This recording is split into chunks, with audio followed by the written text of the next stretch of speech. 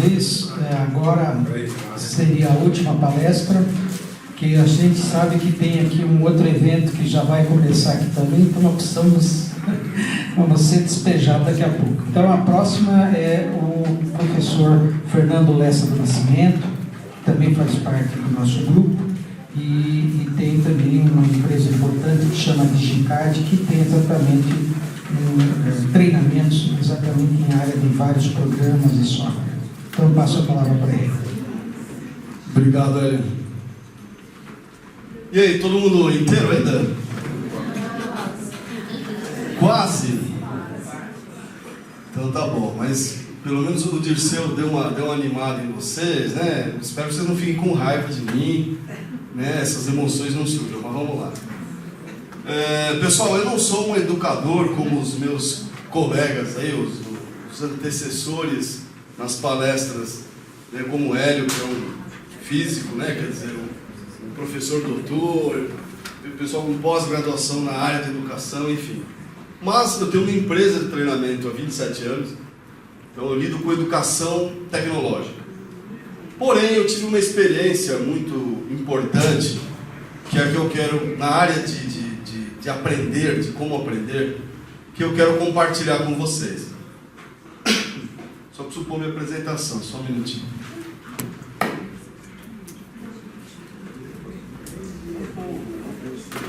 O aparelhinho de mudar está com você, Dirceu? Não está ligado. Aí eu lavo.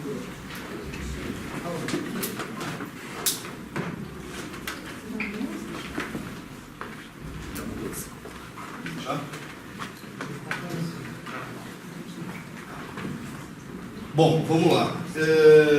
Hoje, para mim, não sei se para vocês também, acho que tem um ponto de conexão entre os temas apresentados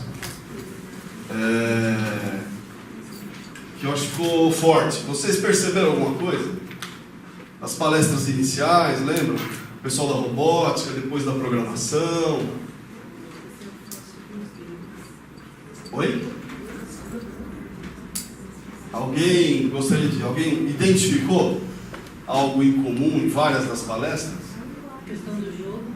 Questão do jogo, então tinha a questão, o jogo tanto na robótica quanto na motivação. Podemos dizer que ficou claro que nas atividades práticas apresentadas, tanto de laboratório de ciências que o Hélio falou, quanto da robótica, da programação, enfim, o fazer é algo diferenciado. Aprender fazendo é algo forte.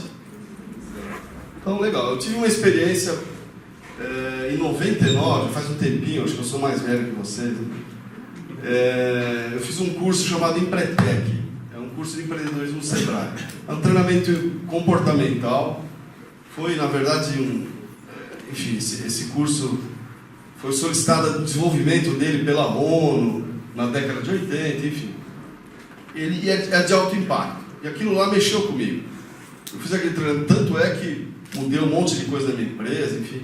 E fiquei com uma curiosidade, falei, que metodologia que eles têm? O que está por trás desse seminário Empretec que envolve tanto, fazer as pessoas, às vezes, varar uma noite fazendo uma tarefa, né? E assim, era algo impressionante. Eles até me convidaram para ser um facilitador dessa metodologia. Depois dos 2 anos eu aceitei. E por 7 anos eu fui facilitador do Empretec. E a gente aprendeu na prática. O aprender fazendo, né, também servia para ensinar os facilitadores. Ele não precisava ser psicólogo, né, porque facilitação, dinâmica de grupos vem da área da psicologia, né, não da educação propriamente dita. Mas era importante que fosse um empresário, que tivesse noção do que está falando, né? E a própria metodologia, vamos dizer assim, na prática, no fazer, fazia com que a gente subisse de degrau, de trainee para facilitador, de facilitador para coordenador de equipes. E aí eu fui estudar um pouquinho, falei, não é possível que isso funciona desse jeito, envolve tantas pessoas, né? Vocês falaram de motivação. Foi o treinamento que eu vi o maior grau de motivação de todos que eu fiz. de pós-graduação, enfim. Já fiz uma pós-graduação e um MBA. Um na área de dinâmica dos grupos, para aprender isso, e um na área de inovação, que tem a ver com a minha área, inovação e tecnologia. E enfim, então, estudando dinâmica dos grupos, eu comecei a ter uma noção do que era isso daí, porque foi tão impactante aquele treinamento. E aí eu fui nas origens da questão, né? É o último, né? Eu falei da minha vivência, né? E aí eu fui lá atrás, buscar conceitos assim, para cá. Tá bom assim? Vocês já ouviram essa frase de Confúcio? Se eu ouço, eu esqueço. Se eu vejo, eu lembro. Se eu faço, eu aprendo. Vocês acham que isso tem sentido? É real? Para mim ela faz muito sentido. Você vê, é uma frase que tem 2.500 anos quase, do século VI. Aliás, tem quase 1.500 anos. E hoje ficou claro para mim, em várias das palestras, que isso é muito atual, né? Ou seja, o jovem, o aluno, quando está experimentando algo, vivenciando, pondo a mão na massa, né? Quer dizer, vários palestrantes falaram isso, surge uma motivação. Em sala de aula vocês devem ter já sentido isso, né? No momento de uma atividade prática, enfim. Então eu acho que isso é muito verdadeiro. Para o adulto, totalmente, né? Eu acho que o adulto, sem fazer, ele aprende pouco. Agora, eu acho que é muito válido também para as crianças e para os jovens. E um outro conceito fundamental nessa área de dinâmica dos grupos e facilitação vem lá de trás também, que é a maiêutica socrática. Inclusive o Dirceu comentou sobre isso. Ou seja, de uma forma muito sintética, né? Partejar o conhecimento. O que será que é partejar o conhecimento? Alguém tem ideia? Então eu sou parteiro, né? Digamos que pode ser qualquer sexo, não tem problema, eu faço parto, né? Você vai tirar de dentro de outra pessoa, é isso? Isso é partejar o conhecimento? Ele já está lá, o conhecimento. Ele já está latente. Então, segundo Sócrates, ele não ia ensinar alguém, mas ele ia ajudar a fazer esse parto do conhecimento. Ou que da pessoa que ele tivesse conversando, surgisse de dentro dela o conhecimento. E de que forma? Perguntando. Então, eu acho que hoje, para mim, eu estou convencido, não só na atividade educacional, mas como perguntar é importantíssimo. Oi? Opa! Oh, foi até frio, nossa.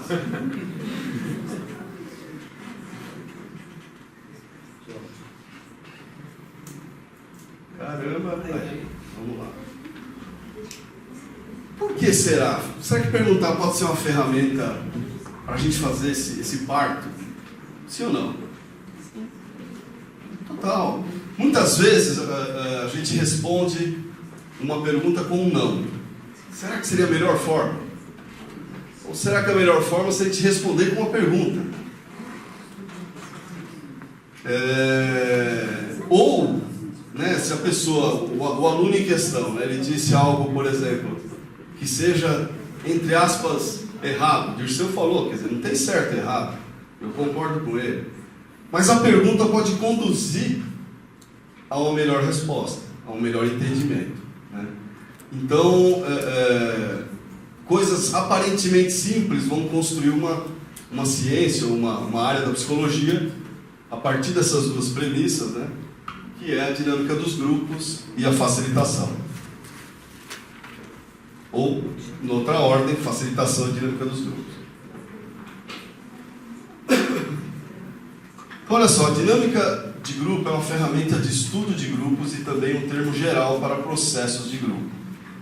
Quem lançou a primeira teoria sobre essa ciência foi Kurt Lewin, com a teoria de campo. Olha que interessante, o Kurt Lewin fez uma comparação entre um pequeno grupo de pessoas. Vamos imaginar, qual um grupo de pessoas que vocês lidam todos os dias? Oi? Os alunos, a sala de aula é um grupo de pessoas? Sim. Família é um grupo? Então, a dinâmica dos grupos trata de como é que funciona grupos de pessoas que têm um vínculo formal ou informal. Então, aí, uma escola tem um vínculo formal. São pessoas, né, são jovens matriculados, etc. A família também. Um grupo de amigos pode ser informal, não deixa de ser um grupo. Mas ele percebeu que existe um funcionamento dentro de pequenos grupos de pessoas. E passou a estudar isso daí. Eu não vou aprofundar, não daria tempo para a gente falar, mas eu deixo como uma sugestão de pesquisa, né, quer dizer, vocês conhecerem. Eu acho que na formação de professores deveria se ter dinâmica dos grupos. Porque é uma ferramenta que, eu só vou falar de alguns benefícios. Vocês poderiam estar sabendo utilizar o grupo, sabendo coordenar o grupo, vocês poderiam estar gerando mais envolvimento, vocês poderiam estar lidando muitas vezes, até isso deve ser comum para professores, talvez mais do ensino médio, a maioria aqui é fundamental? Quem é fundamental? 1, levanta a mão. 2. Tem alguns. Médio? Tem alguns também. Legal. Mas, por exemplo, a agressividade é algo complicado em sala de aula? A dinâmica dos grupos ajuda a isso. Não que você vai virar um herói, vai enfrentar, mas você consegue, a partir do grupo, diminuir uma agressividade. Isso tem várias técnicas para trabalhar isso daí. Então, eu acho algo muito importante que isso é uma, vamos dizer assim,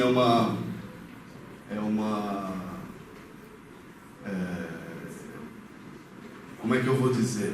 Não sei se é um desejo meu, né? Mas a experiência que eu tive, o resultado que eu vi nesse seminário em Pretec, e depois aprendendo um pouquinho sobre dinâmica dos grupos, é algo que devia ser incorporado pela educação, né? E é uma coisa que, pelo que eu vejo conversando com professores, né, é um pouco distante. Então vamos lá. Da dinâmica dos grupos surgiu vamos dizer assim, um estudo, um conceito, que é a chamada a facilitação. O que é essa facilitação? Uma forma de conduzir um grupo, uma forma de lidar com um grupo. Um dos expoentes, os autores expoentes sobre esse tema, é Carl Rogers. Alguém já ouviu falar sobre Carl Rogers? Sim. Então, na área de treinamento empresarial, enfim, na área de RH ele é muito conhecido, né? Eu acho que ele devia ser mais conhecido também na área de educação. Carl Rogers diz que o facilitador é como um mestre que estabelece um clima positivo, construído coletivamente pelos laços de confiança em relação ao grupo e a cada pessoa que o compõe. Sem conhecer teoria de campo, Carl Rogers, enfim, Kurt Lewin, isso pode ser feito intuitivamente. Eu acredito até que alguns de vocês façam isso. Agora, se você conhece um pouco a técnica, pode te ajudar até a fazer melhor, né? Ter um grupo, vamos dizer assim, onde é fácil conquistar a confiança das crianças. É fácil. E de jovens do ensino médio? É mais difícil.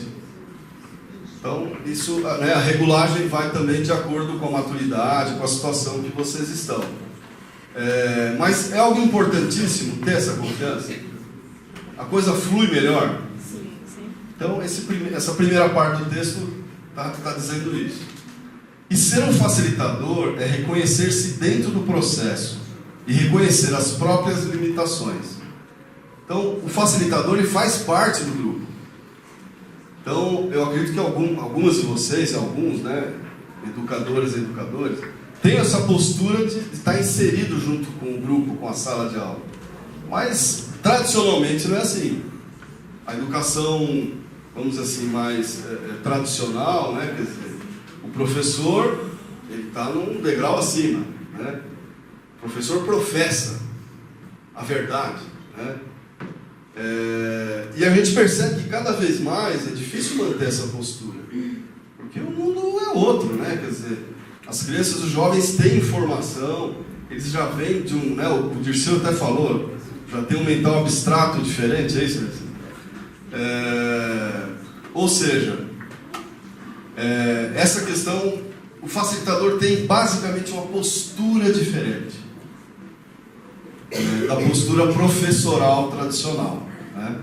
Então ele vai fazer parte de um grupo como um elemento do grupo, sem ser melhor ou não. Lógico que com crianças do ensino fundamental 1, isso é um pouco relativo, né? Porque o professor é uma referência, enfim, tem uma diferença de idade muito grande e tal. Mas eu acredito que vocês devam ter tido experiências também, em alguns momentos, se colocarem junto com as crianças, né? Alguns momentos é possível se permitir, de repente, ser um pouco criança também. E esse pertencimento de grupo que é o fundamental. Cara, isso aqui não só aprender a usar esse negócio. Voltando. Vocês já viram de trás para frente a apresentação. E reconhecer as próprias limitações, né? Uma das coisas que eu aprendi, que eu achava, né? Nossa, se eu for dar aula, fala não sei, né? Eu tenho uma empresa de treinamento em tecnologia e isso eu não sei, sinto muito, né? Eu tenho uma experiência educacional também dentro da SPE, da UBIOS. Um dos graus, eu dou aula que é o Gramanu, né?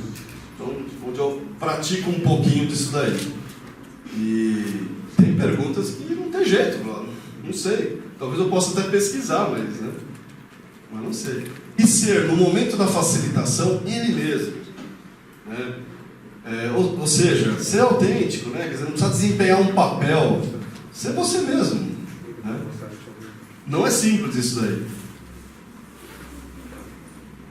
Sente que faz a diferença, sente, faltou um S, que faz a diferença dentro do grupo.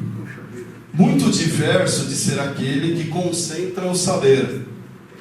O facilitador reconhece que o saber está adormecido no grupo. Isso surgiu também em uma das palestras aí, né?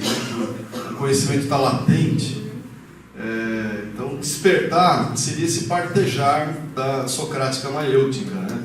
Então, se esse saber está adormecido no grupo, cabe ao facilitador saber a melhor forma de despertá-lo. E atua como aquele que toca uma trombeta para acordar o exército, despertando o saber do grupo. Legal? Bom, eu vou citar, além do Carl Rogers, um outro ator. Então, nessa experiência que eu tive, a base psicológica, base de teorias psicológicas utilizadas no treinamento em Pretec eram a do Skinner, né? Bruce Skinner, relacionada à voz de comando. Vocês já ouviram falar desse autor? De psicologia? Tem muita gente que não gosta desse cara. Nossa, Skinner é um horror. Mas eu vou falar para vocês, funciona. A gente, em que momento funciona, né? Na hora que utiliza-se aquele conceito dele de voz de comando. Então você fala, né, com verbo imperativo, com emoção nenhuma, e aquele grupo está doido ali para, né, quer dizer, com aquela já motivação em função do que já aconteceu no dia. É batata. Você dá consigna, né, que seria uma das formas de dizer isso. Eu já vi gente, como eu falei, varando a madrugada, fazendo treinamento, fazendo tarefas, né, e se envolvendo de um jeito, e muito tem a ver com o Skinner. Então, a voz de comando utilizada, lógico, para o bem, né? Porque talvez esse seja o problema do Skinner, porque tem muita gente que pensa em usar ele para o mal. Então aí ela funciona impressionantemente. E depois a gente utiliza o Carl Rogers para quê? Finalizar a atividade, a experimentação, enfim, a atividade prática, o fazer. Vamos entender o que aconteceu. Aí se usa o processamento rogeriano, ou seja, aceitação incondicional. Como repetindo o que o Dirceu falou, não tem certo, não tem errado. Tudo que foi feito vale, mas tem que trazer a realidade. Esse resultado, oh meu Deus do céu. Pois é, acho que eu estou com ansiedade, Dirceu. Então, na aceitação condicional, trabalhar com o grupo, o resultado da atividade, de uma forma que vale tudo. O certo e o errado não existem, mas tem um resultado que está de acordo e um resultado que não está de acordo. Mas não atingir o resultado, o melhor resultado, não significa que invalidou a atividade daquela pessoa. Se é feita uma experiência, por exemplo, o Hélio falou dos kits de laboratório, eu relembrei a minha época de... Eu adorava isso, tinha pouquíssimo, né, no meu colégio, mas enfim,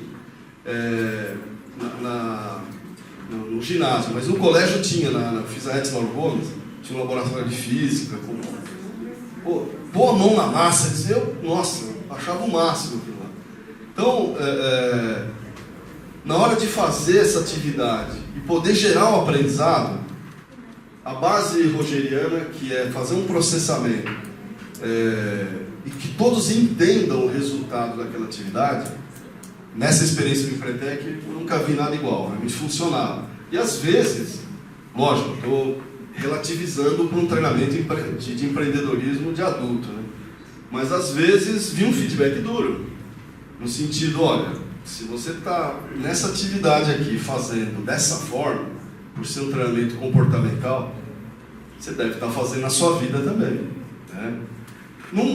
Vamos dizer assim, na educação formal, não sei, menos, né? Não estamos lá avaliando o comportamento dos jovens, mas eles vão poder, numa atividade, numa competição, num jogo, enfim, numa experimentação, ter clareza do que foi um bom resultado e o que não foi um bom resultado, sem julgamento, com aceitação incondicional. Bom, o game como experimentação. Aí entra então, né, quer dizer, o fazer.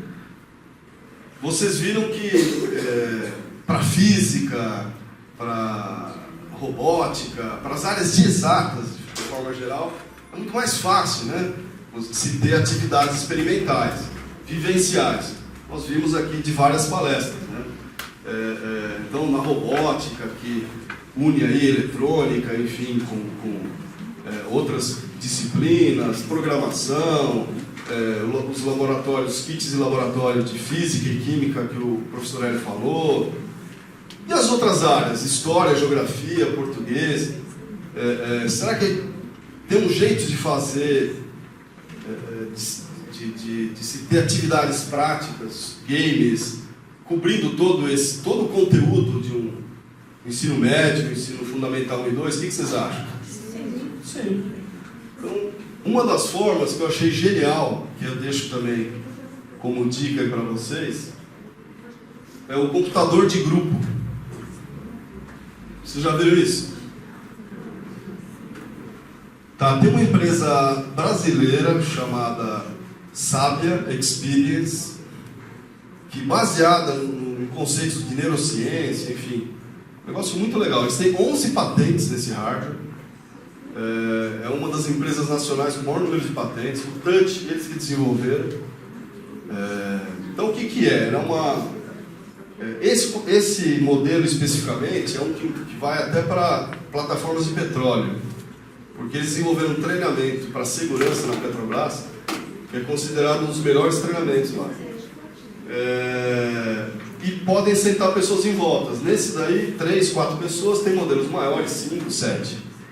Mas o que é legal desse conceito de computador de grupo? Com uma tela, onde vem a diretividade do aprendizado, e uma mesa sensível a toque, onde as pessoas vão vamos dizer assim, fazer experimentação. Você pode criar um aplicativo para qualquer assunto. Criar um jogo, né? Quer dizer, e projetar ali nessa mesa sensível a toque um tabuleiro e as pessoas poderem fazer um jogo de qualquer assunto, enfim, qualquer disciplina e qualquer conceito. E com a vantagem de quê? De pequenos grupos, né? Então isso na dinâmica dos grupos, existe um capítulo, vamos dizer assim, que chama subgrupos. E vocês todos já devem ter experiência, ter feito alguma atividade em grupo, etc. Então esse computador, quer dizer, com as aplicações voltadas à experimentação de cada tema, pode levar para a sala de aula o mundo inteiro, né? Então você pode fazer um jogo, geografia, de história, enfim, corpo humano, se apertar um órgão errado ali, quer dizer, o paciente morre, aí o céu é o limite, né? E uma contribuição que pode ser interessante ao que já foi dito hoje, né? Na área de exatas a gente viu uma série de exemplos. Isso ainda não foi, isso é experimentado a nível de treinamento empresarial. Na educação formal, é uma questão de tempo, né? Mas fica aí também uma dica para vocês. Ok, pessoal? Esse era o meu recado, rapidinho, tá? E agora sim, vamos...